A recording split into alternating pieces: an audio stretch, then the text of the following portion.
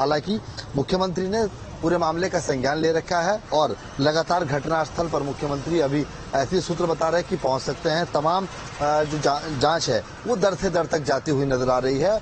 मुख्य सचिव के साथ साथ में डीजीपी ने खुद मोर्चा संभाला हुआ है। कल से लगभग 6 बजे के आसपास से लेकर के मुख्य सचिव और डीजीपी लगातार हाथरस के अंदर में डेरा डाले हुए हैं। बारीकी से जांच की जा रही है, लोगों से वार्ता की जा रही है और एक एक बूंदी को तलाशने की कोशिश की जा रही है कि आखिरकार पूरा माजरा और पूरा मामला क्या है। वही बाबा का फरार होना और बाबा का सामने ना आ पाना अपना जाहिर तौर पर ये सवाल खड़ा करता है। हालांकि बाबा सामने आता है तो क्या कुछ निकलकर सामने आता है और जांच कैसे आगे बढ़ती है देखना होगा। अवैस, आप हमारे साथ बने रहिए। अब हमारे खास मेहमानों का भी रुख कर लेते हैं, उनसे चर्चा को आगे बढ़ाते हैं। आचार्य राज मिश्र जी, सबसे पहले चर्चा की शुरुआत आप ही से कर लेते हैं। सबसे पहले तो हम आप तीनों से ये रिएक्शन ही जानना चाहते हैं इस हादसे पर। सबसे पहले आपकी प्रतिक्रिया क्या है? देखिए, प्रतिक्रिया की अगर बात करते हैं तो बहुत दुखद है ये हादसा, इसमें कोई दो राय नहीं है। ऐसे हादसे में शायद प्रतिक्रिया देने के लिए शब्द नहीं होते हैं।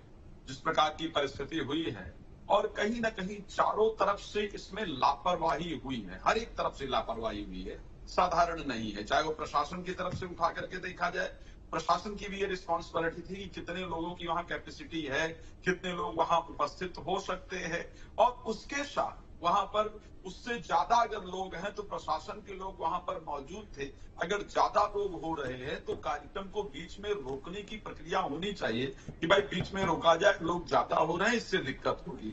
जब वो कार्यक्रम आयोजित किया गया था, जब वहां पर जाकर के डिटेल्स मांगी गई कि भाई कितने लोग यहाँ आएंगे, जो भी संख्या उनको दी गई और उसके बाद उस संख्या के बाहर निकलने आने जाने की व्यवस्था क्या थी, उसको लेकर के प्रशासन को कहीं ना कहीं पूछना चाहिए था। तो अगर इस कार्यक्रम की प्रतिक्रिया पर बात करें, मतलब इस घटना की बात करें, मैं प्रार्थना करता हूं भगवान से दिवंगत आत्माओं को अपने चरणों में स्थान प्रदान करें और जो परिवार पर एक गहन दुख हुआ है उसको सहने की शक्ति जरूर प्रदान करें।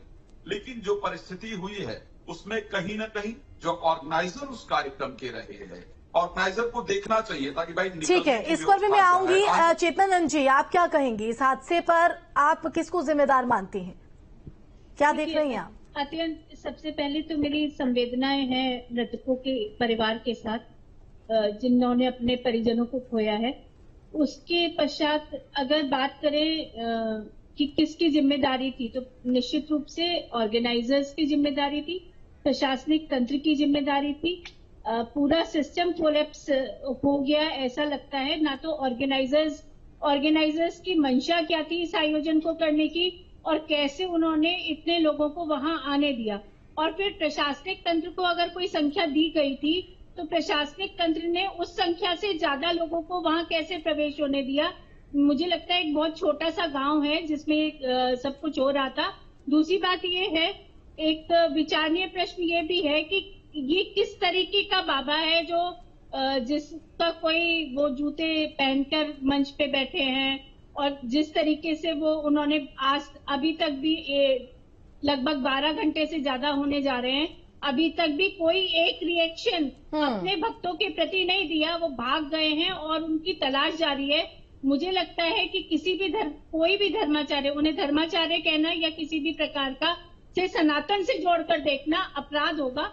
हम नहीं समझते कि इस तरीके के लोग सनातन के हितैषी हैं और इनको जल्द से जल्द गिरफ्तार किया जाना चाहिए। एच.एस. रावत जी। जी, आसमा जी, मैं बताना चाहता हूं, देखिए इस प्रकार के हादसे बहुत पहले से होते आ रहे हैं और ये होते रहेंगे क्योंकि इसमें लापरवाही होती रहती है। इसमें भीड़ इकट्ठा जब होती है तो उसमें बहुत सारे लोग जिम्मेवार होते हैं। अभी अभी आपने देखा कि किस प्रकार से हज में बहुत सारे मुसलमान गए हुए थे, वहां पर 500-700 लोग अचानक दम घुटने से उनकी मृत्यु हो गई और इस प्रकार के हादसे पहले भी होते रहे हैं, लेकिन इसे सबक लेने की आवश्यकता है। सबसे बड़ी बात है, जो छोटे बच्चों को लेकर के महिलाएं जाती हैं उनको नहीं निकलना चाहिए। और आजकल सोशल मीडिया का जमाना है, टीवी का जमाना है, आप घर बैठ के सत्संग सुन सकते हैं, मोबाइल के ऊपर सत्संग सुन सकते हैं। पहली बात तो इनको अवेयर रहने की जरूरत है और इतनी पागलपन नहीं होना चाहिए कि उसके पैरों को छूने के लिए इतनी भगदड़ मच जाए। तो पैरों को ही नहीं, धूल पाने के लिए लोगों की जो भगदड़ है वो यहाँ पर मच गई थी। जी आसमा जी, तो मैं यही कहना चाहता हूँ कि इनमें अवेयरनेस लाने की जरूरत है। जब भी कोई सत्संग करता है बाबा, तो उसको सबसे पहले अपने भक्तों को समझाना चाहिए, उनमें कम से कम अवेयरनेस पैदा करनी चाहिए।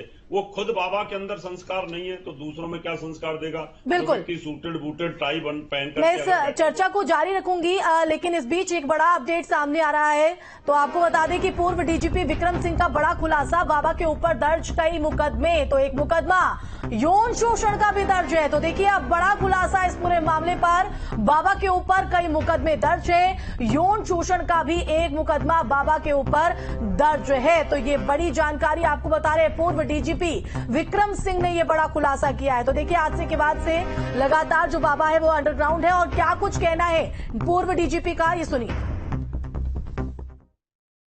हाथरस में कल दिनांक 2 जुलाई 2024 को हुई दुर्घटना एक ऐसी त्रासदी थी जो कि पूरी तरीके से प्रिवेंटेबल थी। बताया जाता है कि दुर्भाग्य से उसमें 121 व्यक्तियों की मृत्यु हो गई, जिसमें अधिकांश महिलाएं हैं और 7 बच्चे हैं। अब एडीजी आगरा और कमिश्नर आगरा के द्वारा एक प्रशासनिक जांच की जा रही है और यह सुनिश्चित किया जा रहा है कि जो भी इसके लिए उत्तरदायी है उसका दोष निर्धारित किया जाए। जो त्रुटियां थी व्यवस्था में उसको भली भांति उसकी जांच की जाए और यह सुनिश्चित करें कि भविष्य में इस प्रकार की दुर्घटनाएं न होने पाए। तो देखिए पूर्व डीजीपी को आप सुन रहे थे, सीधे तौर पर एक बड़ा खुलासा यहां पर कि बाबा के ऊपर कई मुकदमे दर्ज हैं, एक यौन शोषण का भी केस दर्ज है। चेतन जी क्या कहेंगे आप इस पर? देखिए मैं तो कह रही हूँ कि संदिग्ध जमावड़ा था, गरीब लोग हैं, उनको किस मंशा से वहां मोटिवेट करके लाया गया था, ये जांच का विषय है। गंभीरता से इस बाबा की जो सनातन को बदनाम करने के लिए इस तरीके के आयोजन करते हैं उनकी जांच होनी चाहिए और इस पर प्रतिबंध होना चाहिए, इस बाबा की गिरफ्तारी होनी चाहिए, इसको अपने किए की सजा मिलनी चाहिए। मैं अभी आपको बता रही थी कि किस तरीके से इतना लंबा अरसा हो गया। कल 3 बजे की घटना है, आज लगभग 10:15 बजे हम बात कर रहे हैं, उसके बावजूद भी अपने भक्तों के प्रति एक भी संवेदना की कोई मैसेज उनकी तरफ से नहीं आया है। तो मुझे लगता है कि सबसे बड़ा जांच का विषय यह है कि इस तरीके के जमावड़े की मंशा क्या थी, क्योंकि जो जैसा क्राउड वहां दिखाई दे रहा है उससे स्पष्ट है कि ऐसे लोग जो गरीब हैं, जो पिछड़े हुए हैं, जो प्रताड़ित हैं, या जिनको कोई दुख है, उनको वहां इकट्ठा किया गया था। और इस इकट्ठा करने के पीछे मंशा क्या थी, क्योंकि ऐसा नहीं लगता कि वो बहुत बड़ा कोई ज्ञाता है। अगर धर्म का कोई ज्ञाता होता है तो वो अनुशासन में, आप देखते हैं कि बागेश्वर धाम बाबा जी के जब आयोजन होते हैं तो उनके सेवक लगे रहते हैं लगातार व्यवस्था बनाने में, क्योंकि उनकी, और वो मंच से अनाउंस करते रहते हैं कि किस तरीके से आप यहाँ ज्यादा भीड़ इकट्ठा मत कीजिए, गर्मी बहुत है, कम लोग आइए। तो लेकिन इस तरीके का कम लोगों की अनुमति लेके 1 लाख लोग वहां इकट्ठे हो जाते हैं, तो इसके पीछे आयोजकों की, उस बाबा की अपनी मंशा क्या थी। और देखिए ऐसे लोगों को जो बल मिलता है वो नेताओं से भी मिलता है।